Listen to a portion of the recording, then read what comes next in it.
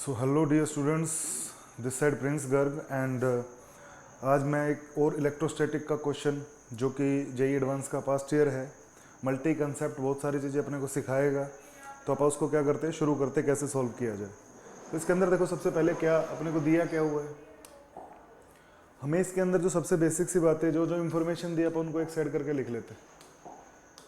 चलो भैया, सबसे पहले देखो क्या दे रखा है, a thin spherical insulating shell. देखो एक शेल दे रखी है ना, जिसकी रेडियस r है, carries a uniformly charge distributor, उसके पास यूनिफॉर्मली चार्ज डिस्ट्रीब्यूशन होगा सर, ठीक है।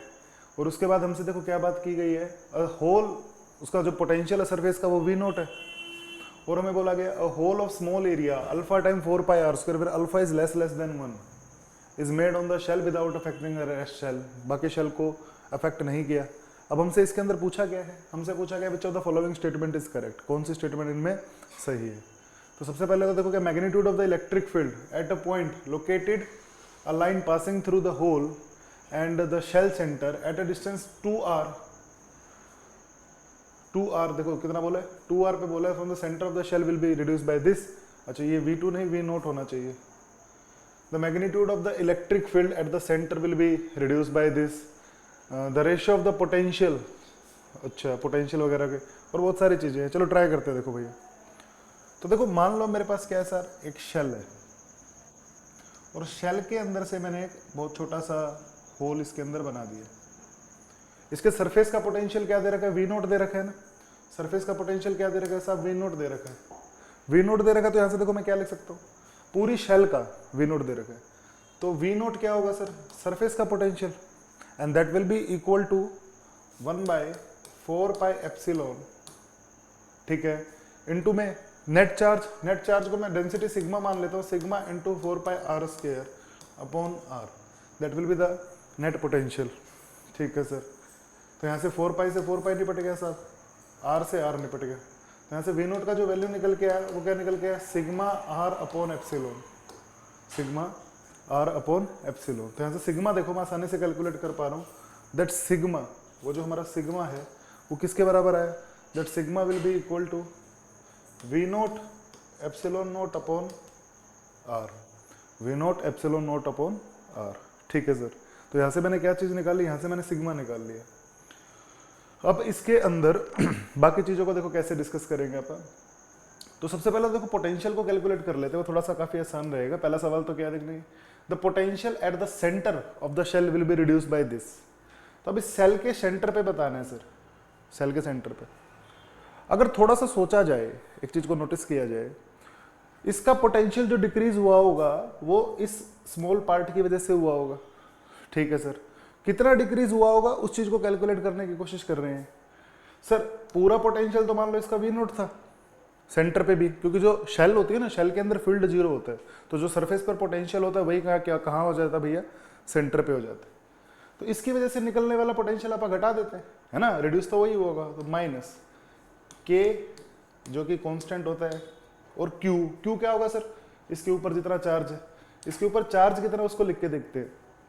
इसके ऊपर चार्ज होगा सर सिग्मा, ठीक है sir, into area, area will be equals to alpha time 4 pi r square, that will be net charge, ठीक है, अपॉन आर, ठीक है भैया। आर क्या डिस्टेंस हो जाता है यहाँ से, तो आर से आर कट गया होगा सर, तो यहाँ से V naught minus 1/4 pi epsilon naught, और सिग्मा का वैल्यू क्या आया था, V naught epsilon naught by r, ठीक है।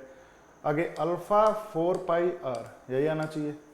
अब देखो यहाँ से क्या क्या चीज़ें, 4 पाई एप्सिलॉन नोट से 4 पाई एप्सिलॉन नोट निपट गया, आर से आर निपट गया, तो यहाँ से अगर मैं वी नोट कॉमन लूँ तो 1 minus alpha, that will be the potential.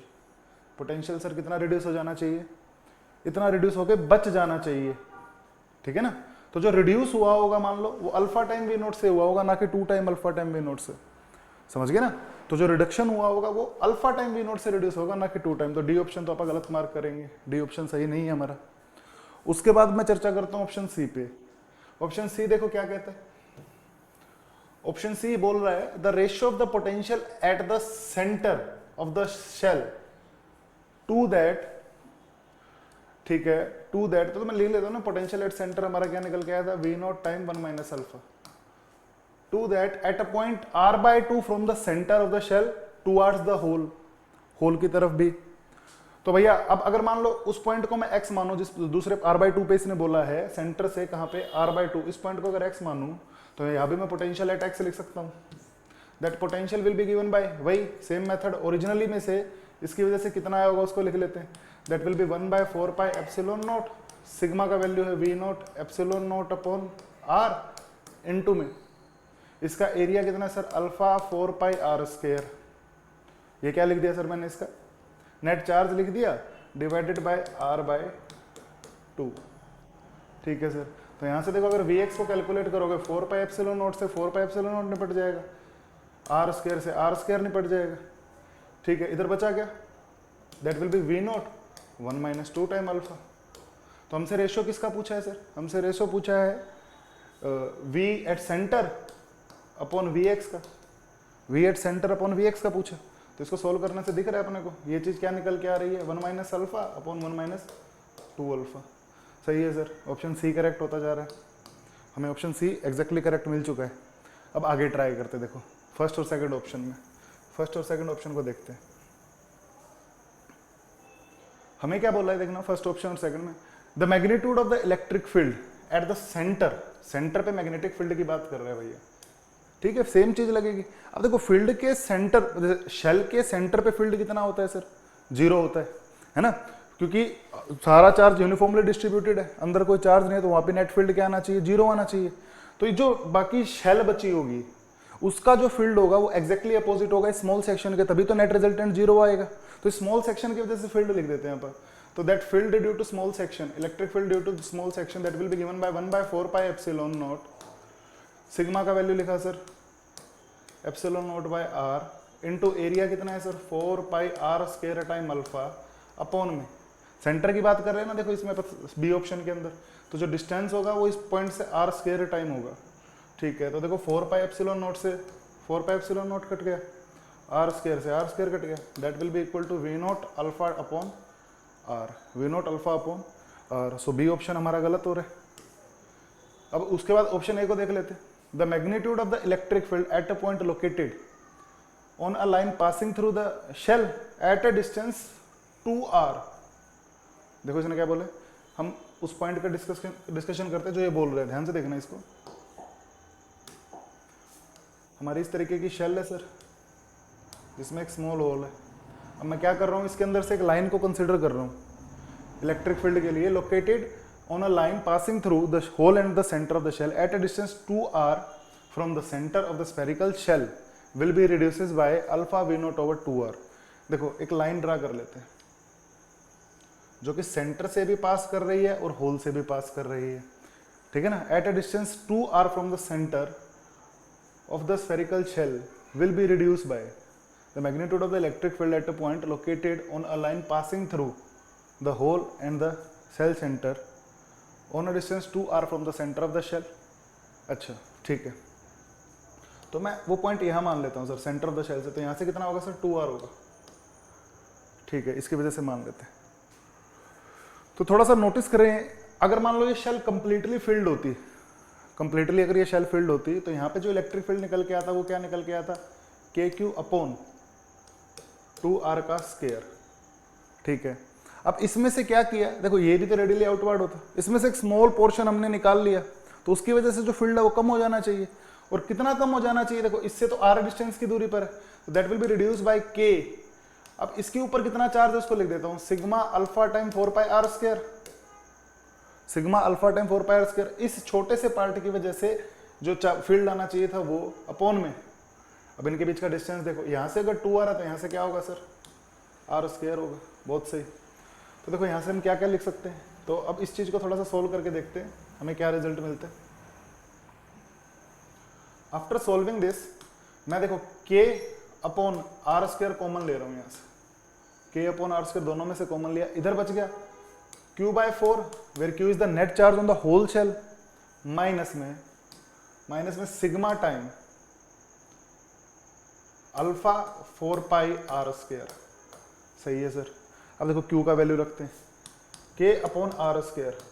Q का वैल्यू क्या होगा, देखो सिग्मा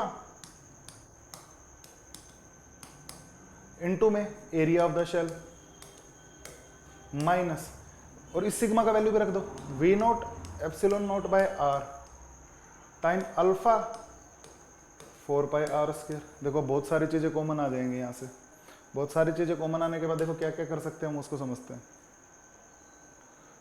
तो इसको सोल्व करते हैं, देखो थोड़ा सा इसको सोल्व करने के बाद that will be k over r square v naught epsilon naught by r another, देखो v naught epsilon naught by r मैंने कॉमन लिया, इधर से बच गया pi r square, pi r square देखो 4 से 4 कट जाएगा यहाँ से, माइनस में यहाँ पर क्या बचेगा alpha time 4 pi r square, alpha time 4 pi r square.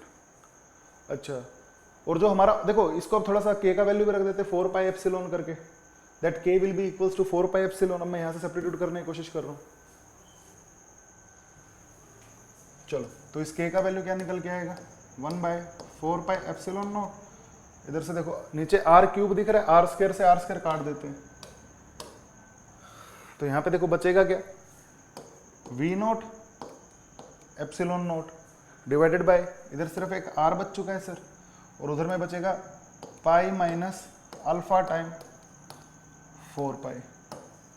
ठीक है सर, यहाँ से देखो एप्सिलॉन नॉट से एप्सिलॉन नॉट भी कट गया, तो v naught upon 4 pi r over pi minus alpha time 4 pi. ठीक है सर, पाई से पाई भी काट देते हैं, तो जो रिजल्ट मिल रहा है वो क्या मिल रहा है v naught over 4 r upon में 1 minus 4 time alpha, 1 minus 4 time. अब देखो इस 4 को अंदर लेके जाओ तो क्या मिल रहा है sir v naught by r मिल रहा है, यहाँ से अगर थोड़ा सा इसको अंदर लेके जाते हैं तो क्या मिलेगा हमें 1/4 माइनस अल्फा, 1/4। तो कहीं से भी ये 1/2 की दौड़ में आता हुआ दिख भी नहीं रहा, ठीक है ना। तो ये जो फैक्टर है, जो भी रिड्यूस फैक्टर है वो भी अलग आएगा देखना, तो जो ओरिजिनली थी उसका जो रिजल्ट निकल के आ रहा है वो भी एग्जैक्टली मैच नहीं कर रहा, तो ऑप्शन ए भी यहाँ पर क्या रहेगा सर गलत रहेगा। तो इस क्वेश्चन के लिए जो करेक्ट आंसर है that will be our option number C. And देखो एक क्वेश्चन जो कि जेईई एडवांस जैसे पेपर में आया हुआ है, उस क्वेश्चन की विशेष बात क्या है, विशेष बात यही है कि बहुत सारी मल्टी कंसेप्ट, बहुत सारी चीज़ें एक साथ आपसे कैलकुलेट कराने की हिम्मत रखता है। इस क्वेश्चन के अंदर बेसिकली आपका कॉन्फिडेंस ही चेक किया गया है कि आप पॉइंट चार्ज मान के, वरना फर्दर मैथमेटिक्स करके आप सारी चीज़ों को सॉल्व कर पाते हैं या फिर नहीं, ठीक है ना। तो मिलते रहेंगे और क्वेश्चंस के साथ। Thank you so much, have a nice day.